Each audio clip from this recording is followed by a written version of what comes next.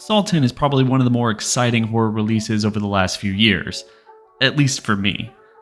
But in order to understand the fanboy excitement for this upcoming sequel, as well as the potential future for the rest of the series, I think we're going to have to go all the way back to 2010 and the release of Saw 3D.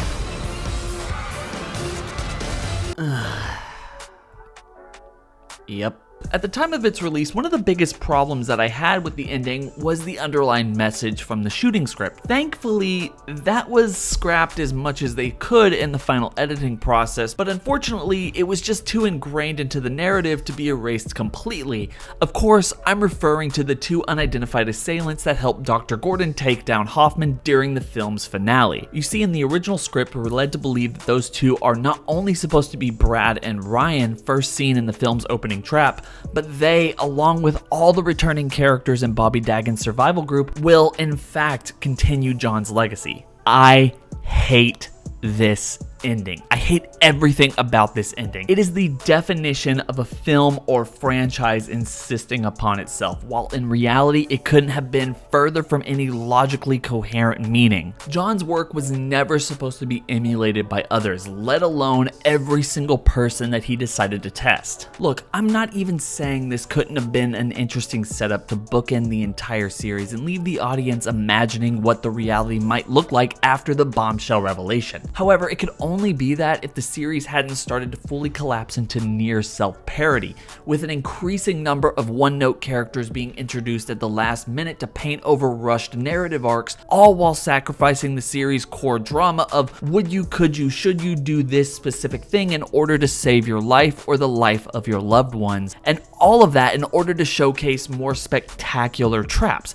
Honestly, it was kind of a shit show. But that's just my opinion. One of the reasons I think this franchise holds up as well as it does is that intentionally or not, the entire series is about the broken philosophy of its main character and the bloody reality that it leaves in his wake. As every single film seems to shout that nobody in this entire fictional universe can be this guy. Nobody else can be as detached, fulfilled, clear-headed, competent, or meticulous as John Kramer at carrying forth the Jigsaw mythology. It doesn't matter how many people he recruits to carry on his work. It doesn't matter how many times he tries to test Amanda. It doesn't matter how many times he tries to course-correct Hoffman. It doesn't even matter if he parts ways with a former associate, because at some point, whoever it is will eventually use his methods for his or her own gain.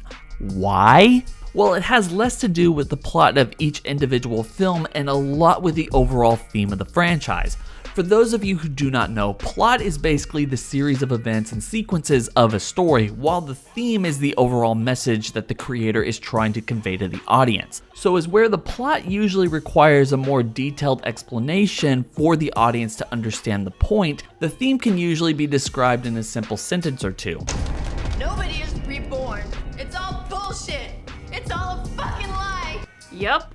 Nobody changes unless they choose to change themselves. That doesn't usually come from a near-death experience, especially if they are orchestrated not by chance, but by design. John's particular set of circumstances and personal philosophies are what birthed his ideology when it comes to the Jigsaw Killer. But that doesn't mean that everyone, or even anyone for that matter, would be able to come to the same realization, no matter how hard you try to rig the specific set of events to trigger the same type of rebirth. At the end of the day, John's work is a failure. And I would argue that that's the realization that hit him at the end of the third film. As he lies on his deathbed, we see a solitary tear shed for the failure to cure Amanda of her demons or Jeff of his anger, and the results of which have already set into motion a path of destruction that not even he can plan for. It's an absolutely brutal finish for his character in the franchise, and one, if you think about it, makes everything that happens afterwards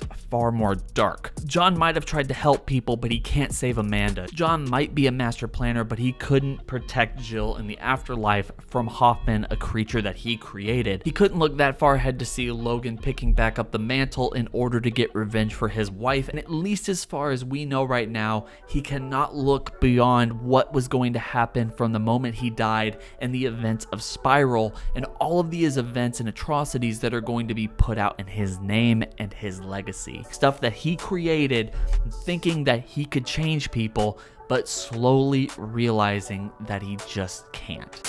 As a quick aside here, because I do want to take some time in this discussion to loop back around to Spiral and talk about what really excites me about this franchise going forward, I just want to hyper-focus on this specific issue about why Spiral was made instead of what we're getting now with Saw X. For starters, Saw X's story has essentially been written and ready to go since shortly after the release of Jigsaw back in 2017. From what I can remember about chatter a couple years ago, the thought was to call the movie John Kramer at the time, but everything else we saw in the trailer, from Mexico, the fake doctor scam, the film being set between the first and second entries, and the return of John and Amanda, all of that was public knowledge for years now. This film, the one that is apparently scoring so well in test screenings that the producers thought that the tests were rigged somehow and that Lionsgate pushed up an entire month, that movie was sidelined for Chris Rock and a very specific reason. From what I understand, the studio essentially forced everyone to sit on this idea because Chris Rock ran into an executive from Lionsgate at a party and he let him know how much of a fan he was of this franchise and how much he would love to be involved in the future. Essentially, Lionsgate and Twisted Pictures threw aside this better script in order to appease the half-baked idea from a movie star, I guess in hopes to revive a dying film franchise. The only problem with this, at least in the way that I see it, is the idea that they're relying on star power over a bona fide legacy sequel that promises to bring back all of the fan favorite characters from a long-standing film franchise. I don't think I will ever understand this perspective from the people in charge. These are the same people whose very job is to know that that is not how franchises work in 2020. It's just so baffling to me. Anyway. Really, my point here is that the idea of the Jigsaw mythology, his entire legacy being continued indefinitely by a slew of new apprentices and old test subjects taking on the same mantle is, or at least was, kind of dumb around 2010. Almost to the level of self-parody, because the entire point of the series just simply can't be about that if everything else was pointed to the fact that nothing he ever thought about worked and everyone he tried to help ended up turning to their worst demons instead of finding any solace in his own methods. But you know what? That only really works if you're looking at a sequel from a very narrow perspective from the viewpoint of the original 7 films. Look, in the past I've shared my disdain for Spiral from the Book of Saw on this and other channels.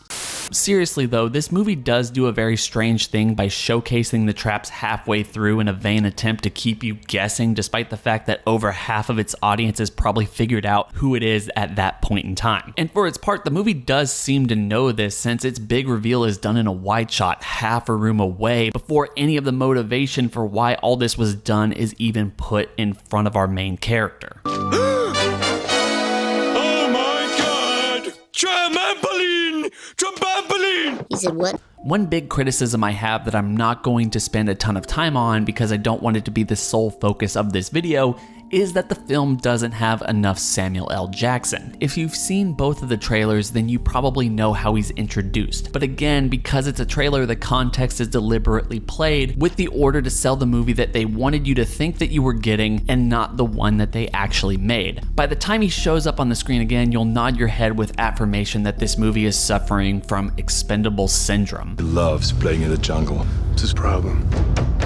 Regardless, Samuel L. Jackson is a trooper, and the back and forth between him and Chris Rock is truly some of the best in the entire series. It's kind of like the filmmakers lost a bit of control, or they took some of the riffing that was done on set and just kind of threw it in there because, well, it's heartwarming and the chemistry is just so on point, so the audience must have loved it in the test screenings. If anything, it kind of makes me wish that this movie was more of a father-son story than a half-hearted detective narrative. The problem with that initial scene between Chris Rock and Samuel L. Jackson is that chemistry isn't really carried over to the rest of the film or even greatly expanded upon. Sure, we do get some good scenes between the two and we get a sense that they really do care for one another, but it does feel kind of strange that we only get one lighthearted interaction between the two over the course of the entire movie. But moving on to other characters, the only other person in this film on top of Samuel L. Jackson that even is remotely worth talking about is Chris Rock himself, and he does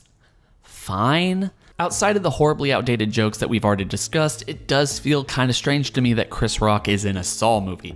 Don't get me wrong, he does a pretty damn good job of it, especially between the back and forth of him and some of his co-stars. However, there are just so many points of this movie where his performance seems so misguided. Like, we know that he's supposed to come off as a gruff, hard-boiled cop who doesn't want the new fresh-faced detective tagging along by his side, but it's tired and disinteresting. And maybe that's the way that it's supposed to feel, but so often the dialogue comes across like it's a straight-faced joke instead of something being said in complete sincerity, or maybe something in between the two. It just feels really strange, and I'm not entirely sure what they were trying to do with it.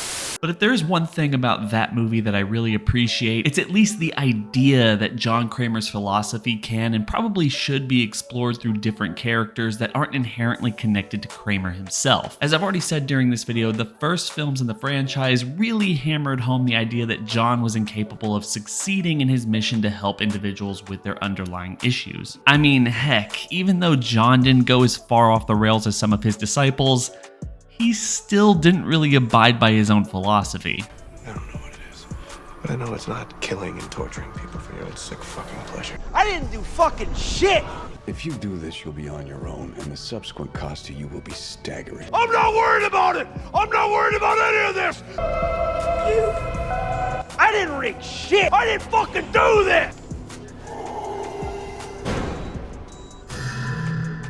This world's fucking so fucked up. I'm done! Do what you want! Pull the plug! I'll kill you! It was Spiral, and even to a lesser extent, Jigsaw, which offered the franchise something that it had never really seen before: the ability to disconnect from John Kramer while continuing to live in the world that he created. How do other people interpret his message? And in what fun, torturous ways can others implement their interpretations of his philosophy onto an unfortunate view? Look, everything about this fits his profile. I need to be sure. Yeah, strong woman. Gang, gang, gang, gang. I'm sorry. And that kind of begs the question, what led these characters to that point? To me, these aren't stories that need to be directly connected to John Kramer. Again, I wouldn't want there to be an underlying group of followers solely because they were tested as well. Helped me. Amanda's line in the first film, regardless of John's interpretation or his aspirations for her, were not an affirmation of the effectiveness of his work, but more of a blistering indictment of her emotional state and the state of her character in the time of the first, the second, third, sixth, and 10th entries. Anyway, I think that following new and interesting characters who are inspired by, but not otherwise connected to John, might be the most interesting way to continue this series after this prequel film. After all, Jigsaw himself might have failed to make a difference, but who's to say that somebody else wouldn't be able to? I just think that these new stories should and can be better than what we got with Spiral, but that's just my take.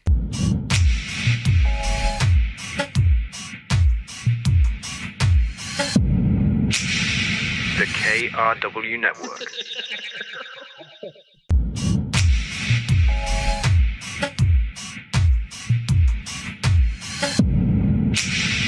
The KRW Network.